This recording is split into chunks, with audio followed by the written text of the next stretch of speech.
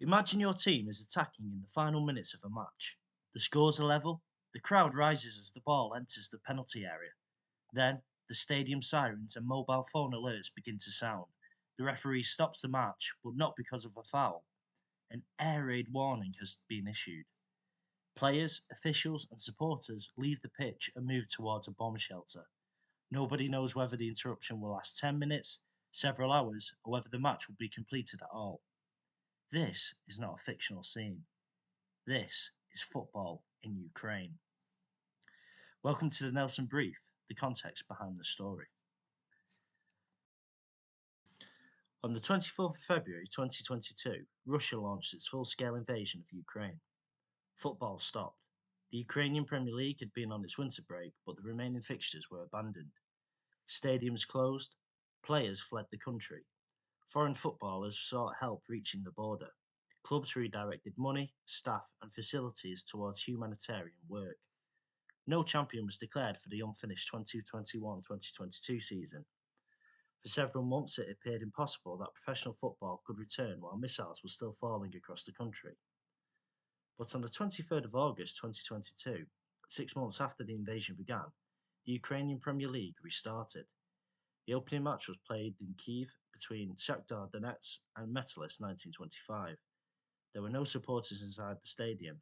The match finished 0-0. The result was almost besides the point.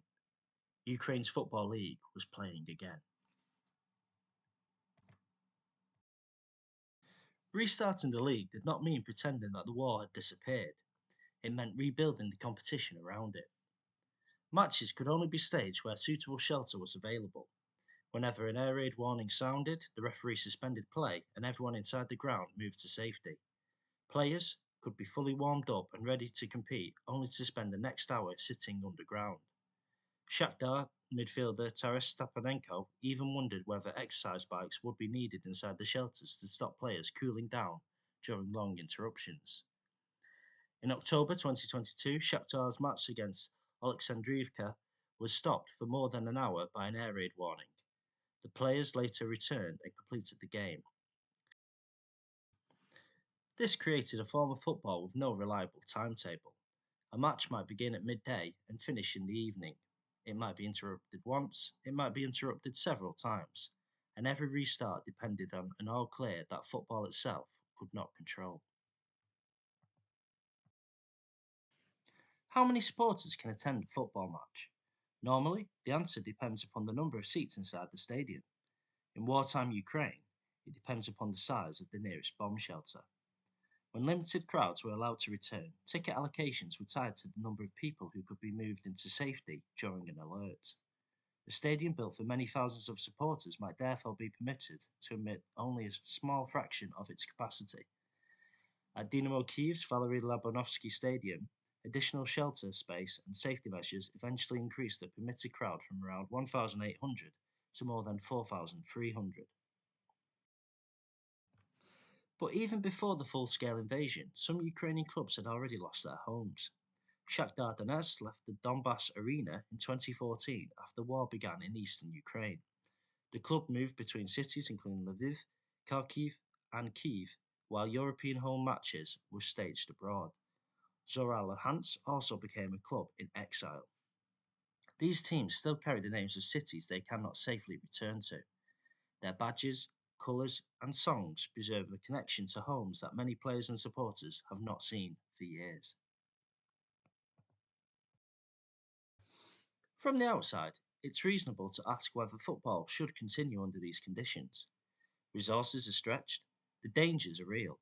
Thousands of people have been killed, wounded, or displaced. But football's return was never proof that life had returned to normal. It was proof that Ukraine still possessed a national life worth defending. For supporters, a match can provide a few hours of familiarity. Parents can take their children to see their heroes. Soldiers on leave can stand in a crowd rather than on a battlefield. Displaced families can gather around a club, a colour, and a shared memory. Traditional rivalries have not disappeared, but the war has changed their importance. Supporter groups have fought, raised money, and organised humanitarian aid. At matches, servicemen, children, civilians, and displaced supporters have watched together.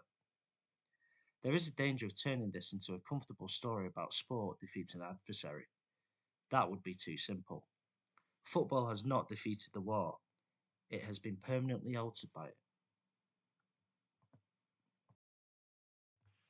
Players still hear explosions, clubs still mourn supporters, staff members, and former players. Families remain separated, stadiums stand empty, damaged, or beyond reach. Even successful match days carry the knowledge that people elsewhere in the country are fighting and dying. When thousands of supporters attended the 2025 Ukrainian Cup final between Shakhtar Donetsk and Dynamo Kyiv, it felt to many like briefly stepping back into an earlier life. But the soldiers in the crowd and the air raid procedures surrounding the match made it impossible to forget why that earlier life had disappeared. The story of Ukrainian football is not important because football is more important than war. It's important because football represents the things war attempts to destroy: community, memory, identity, routine. The right to gather together and imagine that next week there will be another match. When an air raid warning sounds, the players leave the pitch and enter the shelter. When the all clear is given, they return. The ball is placed back on the grass, the referee checks the time, and the match continues. Not because everything is normal, but because Ukraine refuses to allow the war to erase everything that once made life normal. This has been the Nelson Brief, the context behind the story.